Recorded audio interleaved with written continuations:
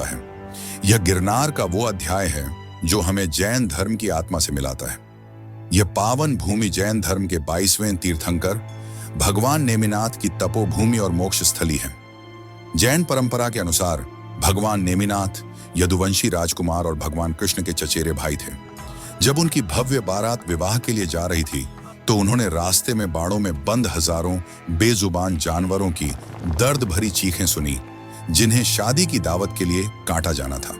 यह करुण दृश्य देखकर उनका कोमल हृदय पिघल गया और उन्होंने उसी क्षण राजपाट वैभव और विवाह का विचार त्याग कर सत्य और अहिंसा की खोज में गिरनार पर्वत की राह पकड़ ली। यहीं उन्होंने कठोर तपस्या करके केवल ज्ञान प्राप्त किया और अंत में मोक्ष को उपलब्ध हुए। यहाँ बने संगमरमर के मंदिर शिल्पकला और वास्तुकला के अद्भुत नमूने हैं। इनमें 12वीं से 13वीं सदी में बना भगवान नेमिनाथ का मंदिर सबसे प्रमुख है, जिसकी बारीक नक्काशी और शांत आध्यात्मिक वातावरण आपको एक अलग ही दुनिया में ले जाता है। लेकिन रुकिए, भगवान नेमिनाथ और कृष्ण का रिश्ता गिरनार के एक और गहरे रहस्य से जुड़ा है। यह कहानी है कालयवन नाम के एक अजेय यवन योद्धा की, जिसे कोई हरा नहीं सकता था।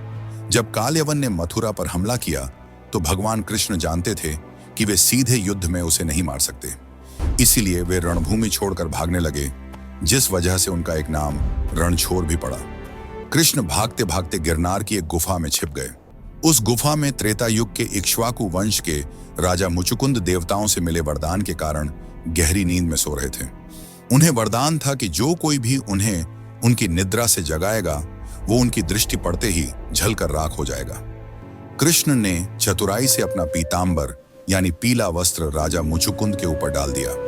कालयवन ने जब गुफा में मुचुकुंद को कृष्ण समझकर लात मारकर जगाया तो राजा की आंखें खुलते ही क्रोधाग्नि से कालयवन वहीं भस्म हो गया। आज भी गिरनार पर मुचुकुंद गुफा मौजूद है और स्थानीय मान्यता के अनुसार यह वही पवित्र स्थान है। हालांकि इसका कोई पुरातात्विक सबूत नहीं है, पर यह कथा गिरनार को सीधे द्वापर युग और भगवान कृष्ण की लीलाओं से जोड़ती है। जैन मंदिरों के भव्य परिसर को पार करके जब हम और ऊपर की ओर बढ़ते हैं तो हम पहुंचते हैं अंबाजी शिखर पर। लगभग 5000 सीढ़ियों की चढ़ाई के बाद यह चोटी आती है जो मां अंबे को समर्पित है और यहाँ उनका एक प्राचीन मंदिर है। यह शिखर एक और बड़े रहस्य से जुड़ा है, शक्तिपीठ के रहस्य से। पौराणिक कथाओं के अनुसार जहां जहां देवी सती के शरीर के अंग गिरे थे वे स्थान शक्तिपीठ बन गए। स्थानीय और पौराणिक मान्यताओं के अनुसार गिरनार का यह अंबाजी मंदिर भी उन्हीं 51 शक्तिपीठों में से एक है और कहा जाता है कि यहीं पर देवी सती का उदर यानी पेट का भाग गिरा था। हालांकि प्रमुख शक्तिपीठों की सूचियों में इस पर पूर्ण सहमति नहीं है, फिर भी यहाँ के लोगों का अटूट विश्वास है कि यह स्थान मां भगवती की प्रत्यक्ष मौजूदगी से जागृत है। इस विश्वास को उन चमत्कारों और अनुभवों से और भी बल मिलता है जो इस मंदिर से जुड़े हैं। कहा जाता है कि नवरात्रि के दौरान यहाँ मां की शक्ति अपने चरम पर होती है और सच्चे मन से की गई प्रार्थना कभी खाली नहीं जाती।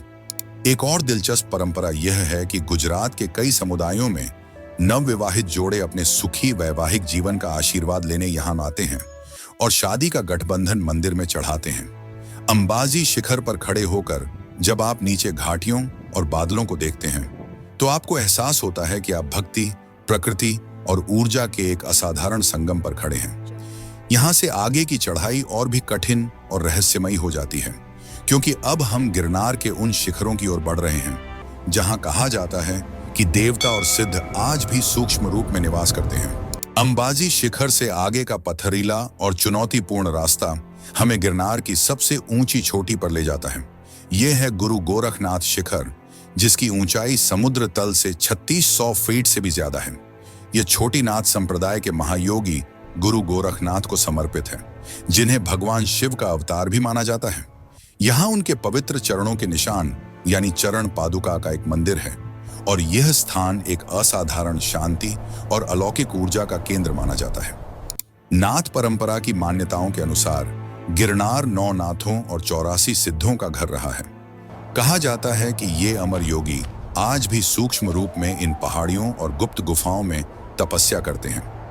यहाँ पहुंचकर हवा में एक अजीब सा ठहराव और मौन महसूस होता है, मानो समय की गति यहां आकर धीमी पड़ गई हो। गिरनार की गुप्त गुफाओं से कई लोक कथाएं जुड़ी हैं जो आज की तार्किक दुनिया को चुनौती देती हैं।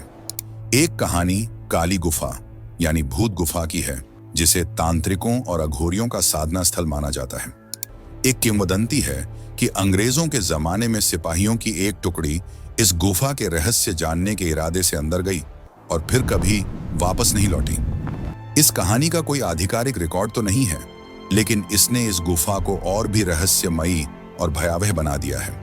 स्थानीय लोग आज भी सूर्यास्त के बाद इन अनजान गुफाओं के पास जाने से कतराते हैं, लेकिन गिरनार का सबसे आधुनिक और चौंकाने वाला रहस्य आसमान से जुड़ा है। पिछले कुछ दशकों में कई स्थानीय लोगों और तीर्थयात्रियों ने इस इलाके में रात के समय आसमान में अजीब रोशनियां या अज्ञात उड़न तश्तरियों यानी UFO जैसी उड़ने वाली चीज को देखे जाने की कहानियां सुनाई हैं। इंटरनेट पर भारतीय वायुसेना के पायलटों से जुड़ी कुछ कहानियां भी प्रचलित हैं, लेकिन ऐसी किसी भी घटना की कोई आधिकारिक पुष्टि नहीं हुई है और ये एक इंटरनेट अफवाह भी हो सकती है। कुछ लोग इन कहानियों के आधार पर गिरनार को एक कॉस्मिक पोर्टल या दूसरी दुनिया का दरवाजा भी कहते हैं, हालांकि इसका कोई वैज्ञानिक आधार नहीं है। ये कहानियां आज भी एक अनसुलझा सवाल बनकर गिरनार के रहस्यों में शामिल हैं। अब हम चलते हैं दत्तात्रेय शिखर यानी परम रहस्य और आस्था के शिखर की ओर। गुरु गोरखनाथ शिखर से आगे गिरनार की यह महायात्रा अपने अंतिम और सबसे पवित्र पड़ाव पर पहुंचती है। यहां से रास्ता और भी संकरा और दुर्गम हो जाता है। यह रास्ता आपको ले जाता है गिरनार के परम रहस्य की ओर, दत्तात्रेय शिखर। यह गिरनार की वह अंतिम चोटी है जिसके लिए लाखों लोग यह कठिन यात्रा करते हैं। मान्यताओं के अनुसार यह वही स्थान है जहां भगवान दत्तात्रेय ने 12,000 वर्षों तक कठोर तपस्या की थी। भगवान दत्तात्रेय को त्रिदेव यानी ब्रह्मा, विष्णु और महेश का संयुक्त अवतार माना जाता है और वे चिरंजीवी हैं। भक्तों का यह अटूट विश्वास है कि उनका स्थायी निवास गिरनार का यही शिखर है। इस चोटी पर भगवान दत्तात्रेय का एक छोटा सा मंदिर है जिसमें उनके श्री चरणों के निशानों की पूजा होती है।